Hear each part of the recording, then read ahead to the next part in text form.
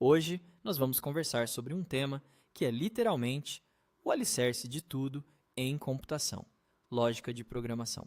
Quando você vê um programa rodando, um aplicativo funcionando bem, um jogo, um site, por trás de tudo isso existe alguém que soube organizar o pensamento de forma lógica, passo a passo, até que o computador conseguisse entender exatamente o que deveria ser feito. Repara numa coisa importante: antes de aprender qualquer linguagem, se uma linguagem, seja C, Python, Java, C++ ou qualquer outra, o essencial é aprender a pensar como um programador. A linguagem é só a roupa do pensamento. O que vem antes é a lógica, a forma como você estrutura o raciocínio para que uma máquina consiga executar sem dúvidas, sem achismos, sem interpretar intenções escondidas. Computadores são extremamente poderosos, mas também são extremamente ingênuos. Eles não adivinham nada. Eles não inferem intenção, não completam frase, não leem nas entrelinhas.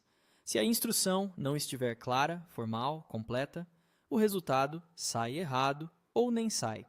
É aí que entra a lógica de programação, como a ponte entre o raciocínio humano, cheio de nuances, e uma sequência de passos organizados, precisos e verificáveis que o computador consegue seguir sem se perder. Para construir essa ponte, existe uma estrutura mental que você precisa dominar. Ela pode ser resumida em 3 perguntas fundamentais, que você deve se acostumar a fazer sempre que tiver um problema de programação na sua frente. Primeiro, quais dados entram? Ou seja, que informações o seu programa precisa receber para funcionar? São números, textos, opções escolhidas pelo usuário, medidas de sensores. Entender bem a entrada é o ponto de partida. Segundo, o que deve ser feito com esses dados? Aqui você pensa nas operações: somar, comparar, ordenar, filtrar, verificar condições, aplicar fórmulas. É o coração do processamento. Terceiro, qual resultado deve ser produzido? Você define claramente o objetivo final, o que o programa tem que devolver: um número, uma mensagem, uma lista, um relatório, em que formato. Quando você responde com clareza essas 3 perguntas, o problema começa a ficar muito mais manejável. Você deixa de chutar código e passa a projetar a solução com intenção e organização. Isso é exatamente o que chamamos de pensamento algorítmico. Agora, vamos conectar isso com um conceito central: o algoritmo. Um algoritmo nada mais é do que uma sequência finita de passos que resolve um problema. Não tem mistério, é como uma receita de bolo. Você tem os ingredientes, dados de entrada, tem o modo de preparo, as operações, e tem o bolo pronto, o resultado. A disciplina de lógica de programação existe justamente para te treinar a projetar esses passos de forma eficiente e correta. Para isso, você desenvolve 3 capacidades principais. A primeira é um modo de pensar estruturado. Você aprende a organizar o raciocínio, a colocar cada passo na ordem certa, a enxergar o problema como um processo. A segunda é a eliminação de ambiguidades. Instrução em algoritmo não pode ter dupla interpretação. Tem que ser clara, precisa, direta. E a terceira é a previsibilidade de comportamentos. Você passa a antecipar como o seu algoritmo vai se comportar em diferentes situações e entradas. O que acontece se o usuário digitar tal valor, se a lista vier vazia, se a condição não for satisfeita e assim por diante. Sem esse tipo de lógica, o algoritmo vira um amontoado confuso de passos, difícil de entender, difícil de testar e quase impossível de implementar de forma correta em uma linguagem de programação. Para ajudar a organizar esse raciocínio antes de partir para o código definitivo, a gente trabalha com algumas ferramentas formais. A primeira delas é o pseudocódigo. Pense nele como uma forma de escrever o algoritmo em algo entre o português e uma linguagem de programação. Não é código real, mas já tem uma estrutura lógica muito clara. Isso facilita a comunicação da ideia, independentemente da linguagem que você vai usar depois, e permite focar na lógica, sem ficar travado na sintaxe. A segunda ferramenta são os fluxogramas. Aqui, em vez de escrever, você desenha o fluxo do algoritmo usando símbolos padronizados: setas, losangos para decisões, retângulos para ações e assim por diante. Isso dá uma visão visual muito boa do caminho que o programa segue, ajuda a enxergar onde há decisões, repetições, onde o fluxo pode se complicar. É praticamente um mapa da sua lógica. A terceira ferramenta são os testes de mesa. Essa é a hora de simular a execução do programa na mão. Você assume alguns valores de entrada e vai acompanhando linha por linha o que aconteceria com as variáveis, verificando se o resultado final é o esperado. Isso permite detectar erros cedo, entender melhor o comportamento da solução e ganhar confiança antes de rodar de fato no computador.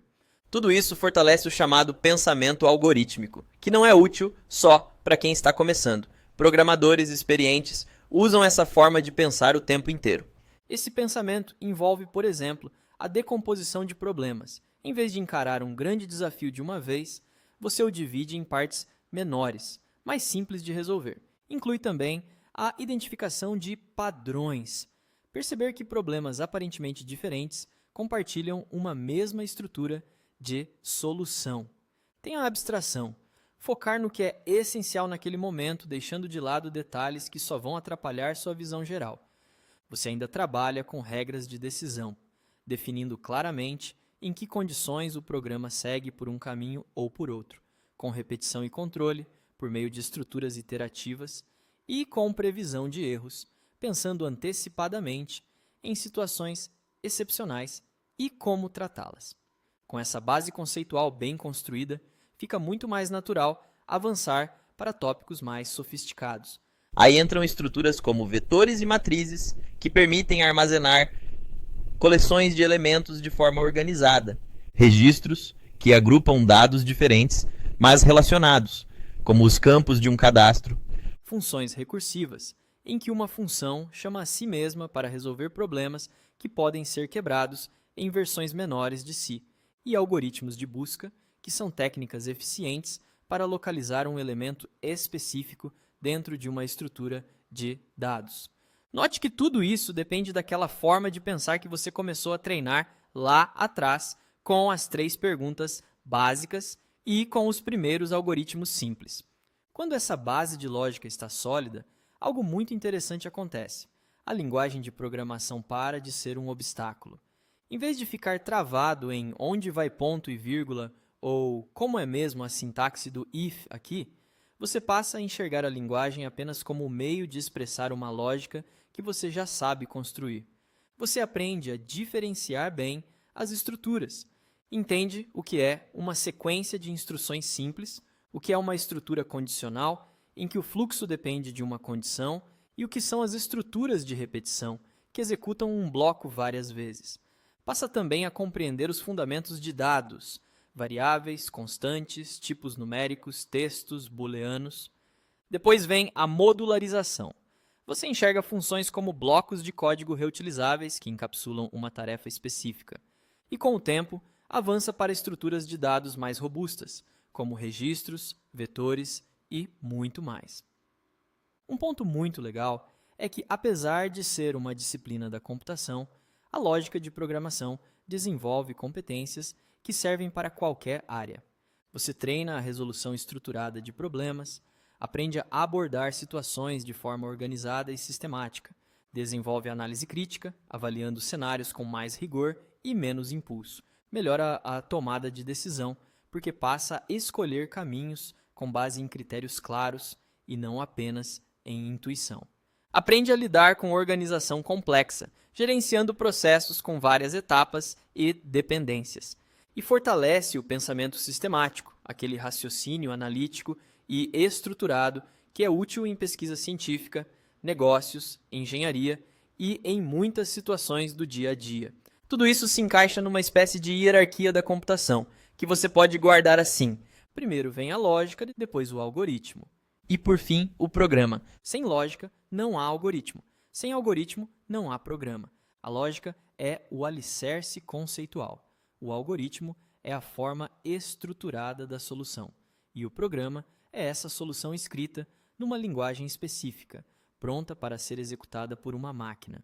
Se você tentar começar de baixo para cima, só aprendendo linguagem, sem entender lógica, vai sempre esbarrar em dificuldades.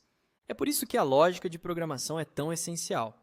Ela desenvolve pensamento estruturado, te capacita a pensar de modo coerente e verificável, permite converter problemas reais em soluções computacionais corretas. Ajuda a garantir eficiência para que o programa não seja apenas correto, mas também prático, rápido, bem projetado. E cria um alicerce sólido para todo o aprendizado futuro em computação, independentemente da tecnologia da moda. Repare como isso vai muito além de simplesmente aprender a programar. Quando você domina a lógica, você ganha uma forma nova de pensar o mundo, de analisar situações, de enxergar processos e tomar decisões. Então a mensagem final é clara. Dominar lógica não é opcional. Se o seu objetivo é se tornar um verdadeiro cientista da computação, um profissional capaz de criar soluções de qualidade, entender sistemas complexos e evoluir junto com a tecnologia, o primeiro grande passo é justamente esse: aprender lógica de programação com profundidade. A partir daí, você estará preparado para encarar qualquer linguagem, projetar algoritmos cada vez mais complexos e resolver problemas reais de forma estruturada, clara e eficiente. Gostou do vídeo? Então curta e compartilhe para ajudar o canal. Nos vemos na próxima aula.